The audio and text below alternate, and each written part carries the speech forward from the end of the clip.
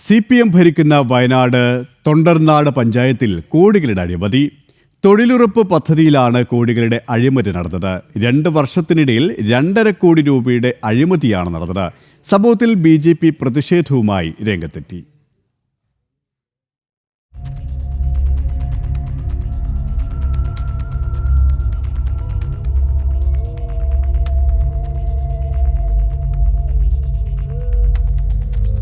പദ്ധതികൾ പെരുപ്പിച്ചു കാണിച്ചും ഇല്ലാത്ത പദ്ധതിയുടെ പേരിലുമാണ് അഴിമതി നടത്തിയത്.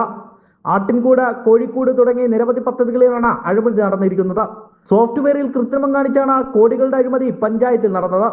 60,000 രൂപ വരേണ്ട പദ്ധതിക്ക് 1,00,000 രൂപയാണ് സോഫ്റ്റ്വെയറിൽ രേഖപ്പെടുത്തിയിരിക്കുന്നത്.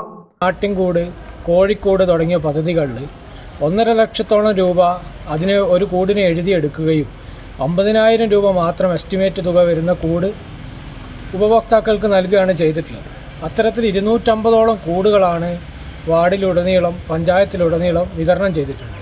2.5 കോടി രൂപയുടെ അഴിമതി അതുമാത്രം നടത്തിയിട്ടുണ്ട്.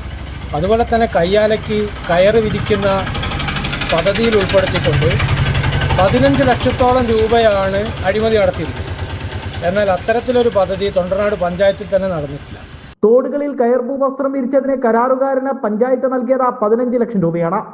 എന്നാൽ അങ്ങനെ ഒരു പദ്ധതിയെ നടന്നിട്ടില്ല. CPM 10 വർഷമായി ഭരിക്കുന്ന പഞ്ചായത്താണ് തൊണ്ടർനാട്. സംഭവം പുറത്തറിഞ്ഞതോടെ CPM പ്രതിസന്ധിയിലായി. പഞ്ചായത്ത് പ്രസിഡന്റ് അറിയാതെ ഇത്തരത്തിൽ ഒരു അഴിമതി നടക്കില്ല എന്നാണ് BJPയുടെ ആരോപണം. സംഭവവുമായി ബന്ധപ്പെട്ട നാട്ടുകാരും പ്രതിഷേധവുമായി രംഗത്തെത്തി. അർജുൻ PS, ജനം, വയനാട്.